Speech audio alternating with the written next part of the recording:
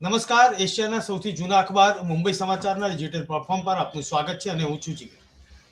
મિત્રો, ગઈકાલથી જાણીતી ગાયિકા ગુજરાતની કિંજલ દવે અને તેની સગાઈ બાબતે હોબાળો થયો છે, કારણ કે 5 પરગણા ઔદિત્ય બ્રહ્મ સમાજનો એક નિર્ણય કે કિંજલ દવેના પરિવારને સમાજ બહાર મૂકવાની વાત કરી. કારણ એવું હતું કે કિંજલ દવેએ અન્ય સમાજના યુવક સાથે તેની પસંદગી ઉતારી અને સગાઈનો કાર્યક્રમ કર્યો અને આનાથી સમાજ નારાજ છે. કિંજલ દવેનો વિડીયો પણ વાયરલ થયો અને કિંજલ દવેનું એવું કહેવું છે કે સમાજની દીકરીઓની પાંખો કાપવાનો પ્રયત્ન કેટલાક લોકો કરી રહ્યા છે. ત્યારે મુંબઈ સમાચાર એ પ્રયત્ન કરી રહ્યું છે કે અલગ અલગ બ્રહ્મ સમાજના અગ્રણીઓનું આ બાબતે શું કહેવું છે. મારી સાથે મુંબઈથી ઘાટકોપર બ્રહ્મ સમાજના પ્રમુખ જ્યોતિન્દ્રભાઈ દવે ઉપસ્થિત છે. સર, સ્વાગત છે આપનું. સર, આખી વાતમાં જી નમસ્કાર. કિંજલ દવે ગાયિકા અને સમાજે તેમને સમાજની બહાર મૂકવાનો અથવા તો સમાજે બહિષ્કાર કર્યો છે તેવો નિર્ણય કરેલો છે, કારણ કે તેમણે લવ મેરેજ કરેલા છે અને અન્ય સમાજના યુવક સાથે, વણિક સમાજના યુવક સાથે કરેલા છે. તો સમાજના આ જે આગેવાનો છે તેમનું કહેવું છે કે આ અમારા સમાજનું બંધારણ છે અને તેને કારણે અમે આ નિર્ણય કરેલો છે. આપનું શું કહેવું છે? આ એક બહુ જ ઘૃણાસ્પદ બાબત છે. કોઈ સમાજને આવી રીતે આવા બંધારણ બનાવવાની છૂટ જ નથી અને જેને પાત્ર જે ગમે એની સાથે કરે એમાં ખોટું શું છે? અને સારું પાત્ર હોય ને એની સાથે કરે એમાં કોઈ જ જાતનો બાદ હોવો ન જોઈએ. મેં પોતે મારી દીકરીને જૈન સમાજના દીકરા સાથે પરણાવી છે, કારણ કે ભણેલો ગણેલો છોકરો અને એની સાથે એના વિચારો આચારો બધા મેચ થાય એ જાતનું પાત્ર ગોતવું હોય તો એ લોકોને એ પ્રમાણે છૂટ હોવી જોઈએ. અને આ લવ મેરેજ નથી મારી દીકરીના, એ અરેન્જ મેરેજ છે અને અમે જ એને ગોતીને આપ્યું છે.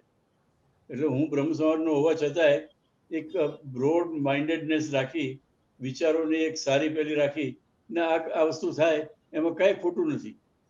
કિંજલે જે લીધું છે પગલું એ બિલકુલ સ્તુત્ય છે, બરાબર છે અને એમાં કોઈ જાતનો કોઈને વાંધો વિરોધ હોવો જ ન જોઈએ. બીજી એક વાત પણ સામે આવી છે કે આખી એ વાતમાં સાટા પદ્ધતિનો ઉલ્લેખ કરવામાં આવેલો છે. કિંજલ દવેનું કહેવું છે કે આ સાટા પદ્ધતિને કારણે મારે આ ભોગવવાનું આવ્યું છે. તો હજી પણ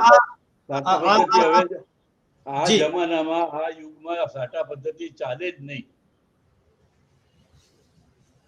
જી, આ બ્રહ્મ સમાજના એક આગેવાન તરીકે મારે આપનો ઓપિનિયન લેવો છે કે જ્યારે આ આખું એક મોડર્ન યુગ હોય અને 21મી સદીની શરૂઆત થઈ ચૂકી હોય, આપણે એક પડાવે પહોંચ્યા છીએ, ત્યારે આ રૂઢિચુસ્ત વાતાવરણ અને તેમાં દીકરીઓને કંઈક તો સમર્થન આપવું પડશે, કારણ કે એક તરફ આપણે બેટી બચાવો, બેટી પઢાઓ, દીકરીઓની પ્રગતિની વાતો કરતા હોઈએ અને બીજી તરફ આપણે આ પ્રકારના કેટલાક લોકો નિર્ણય કરતા હોય. આપનું શું કહેવું છે? નહીં, જે કિંજલે જે પગલું લીધું છે એ બરાબર જ છે અને આ અત્યારના આ નવીન યુગમાં અને આ મોડર્ન યુગમાં આ સાટા પદ્ધતિ કે બીજી નાતમાં નહીં પરણાવવાનું, હા, એક જૈન સમાજ છે, ગુજરાતી સમાજ છે અને એક ઉચ્ચ વર્ણન સમાજ છે, એમાં દીકરી જાતી હોય એમાં કોઈ જાતનો પ્રોબ્લેમ ન હોવો જોઈએ. જી, આ આખો તકલીફ ત્યાંથી ઊભી થઈ કે કિંજલને કોઈ અન્ય યુવકની પસંદગી થઈ અને ત્યાર પછી સમાજના આગેવાનોએ બેઠક મળી અને આ રીતનો નિર્ણય કર્યો. પરંતુ અલગ અલગ વ્યક્તિઓના અલગ નિવેદન આવેલા છે. કેટલાક કિંજલ દવેના સમર્થનમાં છે અને કેટલાક લોકો કહી રહ્યા છે કે આ ખોટું છે. પરંતુ ભારતીય સંસ્કૃતિ, ભારતીય પરંપરા, જી, ખોટું કહેનારા જે માણસો દંભીને પાખંડી છે. જી, મારે હું એ જ મુદ્દા પર આવી રહ્યો હતો કે જે લોકો સમર્થનમાં છે, જે લોકો સમર્થનમાં નથી, તેનો પણ એક વિવાદ ચાલી રહ્યો છે અત્યારે, કારણ કે આ મુદ્દો છેલ્લે તો રૂઢિચુસ્ત સમાજને એક દિશા ચીંધવાનો છે.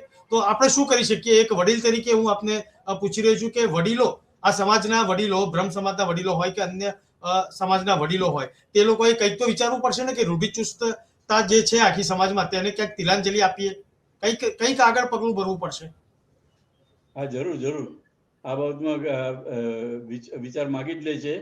અને એક વસ્તુ છે કે અત્યારે મોડર્ન જમાનામાં અને અદ્યતન વિચારધારા ધરાવતા લોકોમાં સાથે બેસીને આ વસ્તુનો વિચાર કરવો જ રહ્યો.